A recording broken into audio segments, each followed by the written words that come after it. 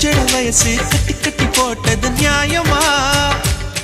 ரெண்டு மொசக்குட்டி என்ன உத்து உத்து பாக்குது நியாயமா?